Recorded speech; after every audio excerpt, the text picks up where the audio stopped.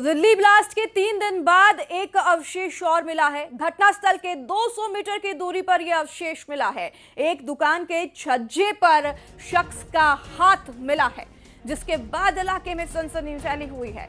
दिल्ली जो ब्लास्ट हुआ था लाल किले के पास, उसके 3 दिन बाद अब अवशेष मिला है एक और यह अवशेष घटनास्थल से 200 मीटर की दूरी पर मिला है। एक दुकान के छज्जे पर पाया गया है, एक शख्स का हाथ मिला है।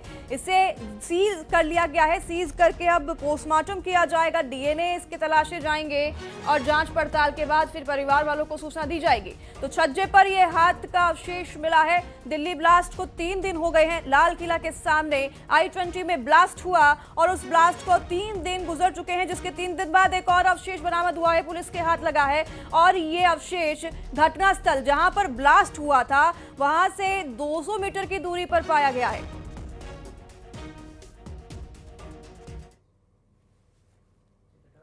तो आतंकी कनेक्शन मामले में गिरफ्तारी हुई है और बता दें कि गिरफ्तार किए गए डॉक्टर शाहीन का आमना सामना उसके भाई डॉक्टर परवेज से कराया जाएगा। अभी दोनों से अलग अलग पूछताछ की गई है और इसके बाद दोनों से एक साथ पूछताछ होगी।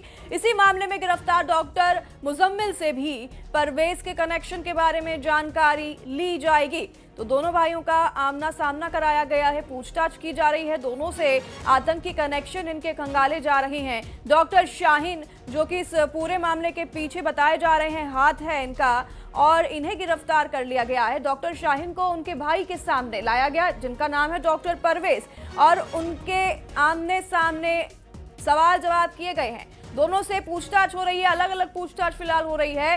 कनेक्शन खंगालने के प्रयास में पुलिस है। दोनों के बैकग्राउंड खंगाले जा रहे हैं और कहां तक फैला हुआ है ये कनेक्शन, ये भी पूछताछ में लगातार ढूंढा जा रहा है, पता किया जा रहा है पुलिस के द्वारा। दोनों से एक साथ भी पूछताछ होगी, ये भी आपको बता दें। तो उत्तर प्रदेश एटीएस और एनआईए को डॉक्टर शाहीन के कई दस्तावेज मिले हैं। डॉक्टर शाहीन के कई फोटो और दस्तावेज पुलिस के हाथ लगे हैं।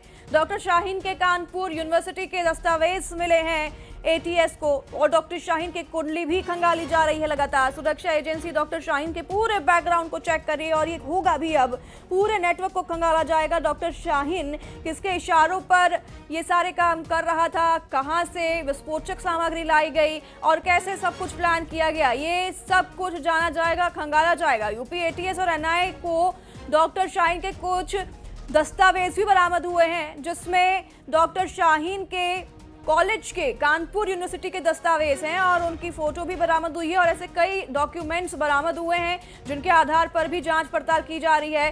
पूरी कुंडली खंगाली जाएगी अब इस आतंकवादी की कि आखिर किसके निशानों पर यह आतंकवादी दहशत फैला रहा था।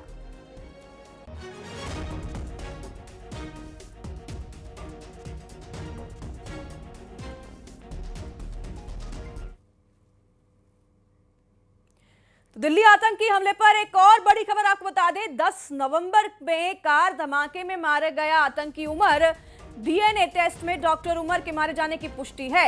यानी कि आतंकी उमर की पुष्टि हो गई है। 10 नवंबर को कार धमाके में आतंकी उमर मारा गया था। बड़ी खबर आपको बता रहे हैं हम न्यूज़ 18 के माध्यम से।